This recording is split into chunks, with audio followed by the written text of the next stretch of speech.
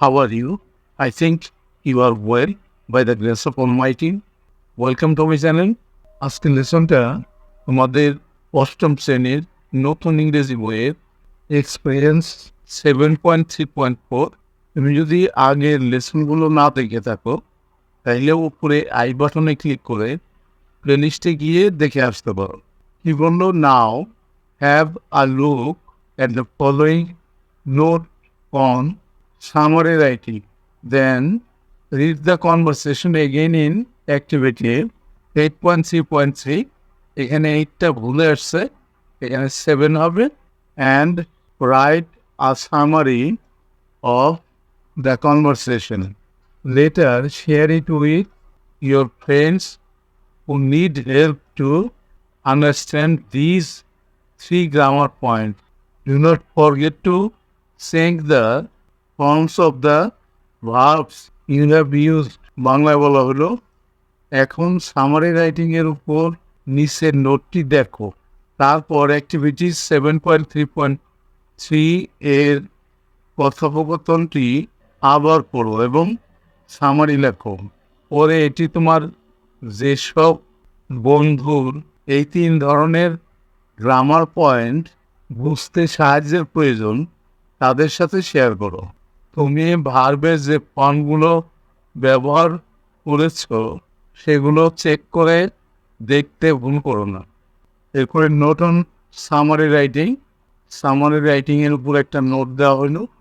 R summary is a concise overview of a text main points written in your own words.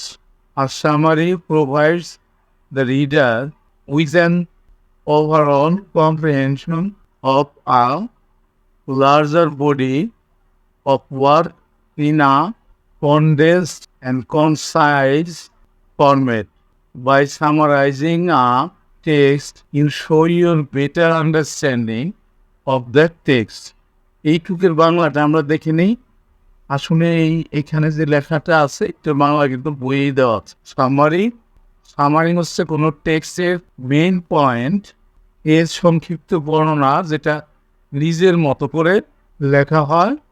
Summary পাঠককে একটি বড় টেক্সটকে সংক্ষিপ্ত আকারে বুঝতে সাহায্য করে। কোনো টেক্সটকে সামারি করার মাধ্যমে তুমি যে টেক্সটটি ভালোভাবে বুঝতে পেরেছো তা প্রকাশ করে। এরপর আছে গাইডলাইন্স ফর রাইটিং আর সামারি। সামারি লেখার বৈশিষ্ট্য। প্রথম পয়েন্টটা, summary shortens the main ideas of a text so that its readers will understand the gist of the original word. এটার বাংলাটা আমরা দেখে নেই। যেখানে সামারির বৈশিষ্ট্য প্রথম পয়েন্ট আছে, সামারি কোনো টেক্সটের মূল ভাবকে সংক্ষিপ্ত করে যেন পাঠক মূল টেক্সটের সারমর্ম বুঝতে পারে। এরপরে দ্বিতীয় পয়েন্টটা, the summary gives the tone and key ideas of the writer of the original work. বাংলাটা হলো, সামারি মূল টেক্সটের লেখকের মূল ধারণা এবং কথা বলার ভাবকে ঠিক রাখে। এরপরের pointer, a summary is typically 1/4 to 1/3 the length of the original and is written in the third person. Summary সাধারণত 1/4 থেকে 1/3 পর্যন্ত হয়। এটা থার্ড পার্সনে লেখা হয়। এরপর হচ্ছে how to write a summary. কীভাবে একটা সামারি লিখতে হয়। 1 নম্বরে বলা হয়েছে, read the text and identify the main ideas. Distinguished the main ideas from the details. Summary লেখার উপায়। 1 নম্বরে বাংলাটা বলছি, টেক্সটটি পড়ো এবং মূল ধারণাটি চিহ্নিত করো। বিস্তারিত বর্ণনা থেকে মূল ধারণাগুলোকে পৃথক করো।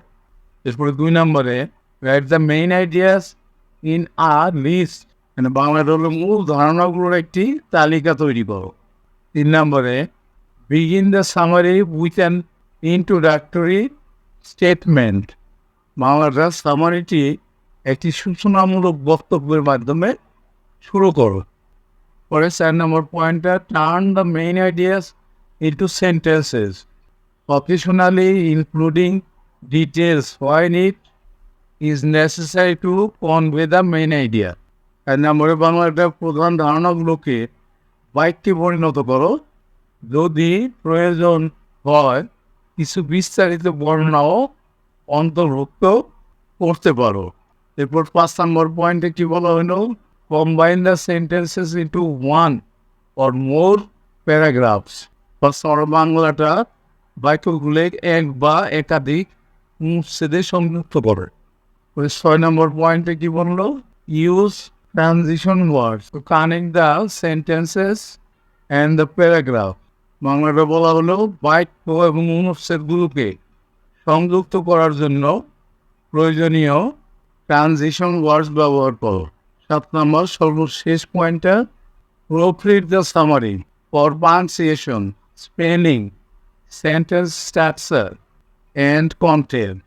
বাংলাটা বলা হলো জ্যোতিচিহ্ন, বানান, বাক্যের গঠন প্রণালী এবং বিষয়বস্তু চেক করার জন্য সামারিটি আবার পড়ে দেখো। এই ছিল আজকের লেসনটা, ছোট একটা লেসন। অবশ্যই তোমরা পরবর্তী লেসন দেখবা। See you next.